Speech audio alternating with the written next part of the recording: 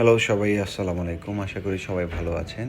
আজকে যে ভিডিওটি আপনাদের সাথে আমি শেয়ার করছি, এটি আসলে আমার অনেক ভালো লাগার একটা ভিডিও। আমি একদিন হঠাৎ করে আমার মাকে জিজ্ঞেস করলাম, মা কখনো কি কক্সবাজার গিয়েছিলেন? মা আমাকে বলল, কখনো যায়নি, আমাকে নিবি? ঠিক তখন থেকে প্ল্যান করলাম আমার পরিবারের সবাইকে নিয়ে আমি কক্সবাজারে যাব। যথারীতি আমাদের ফ্লাইট ঠিক টাইমে ছিল। আমরা সবাই সুন্দরভাবে ফ্লাইটে উঠে আমরা কক্সবাজারে গেলাম এবং পুরো সময়টাই আসলে উপভোগ করার মতো ছিল, কারণ এই প্রথম পরিবারের সব মানুষগুলোকে নিয়ে আমি কক্সবাজারে যাচ্ছি। একটা সত্যি অন্যরকম ভালো লাগা। আর ওয়েদারটাও খুব ভালো ছিল।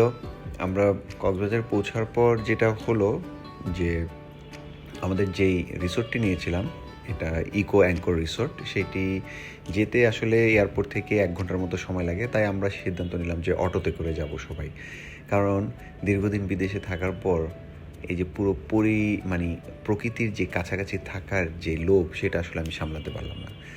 তো রিসোর্টটা আসলে খুবই চমৎকার, এটার এন্ট্রিটা অদ্ভুত। কিন্তু একটা কথা বলে রাখি, রিসোর্টের ভেতরের যে রুম এবং যে ওয়াশরুম, এটা আমার একেবারে পছন্দ হয় না। শুধুমাত্র বাইরের পরিবেশটার জন্য নিয়েছিলাম। যাই হোক, পরিবারের সাথে একটা ভালো সময় কাটালাম এবং সেই সময়টুকু আপনাদের সাথে আমি শেয়ার করলাম। সবাই ভালো থাকবেন, সুন্দর থাকবেন। টাটা।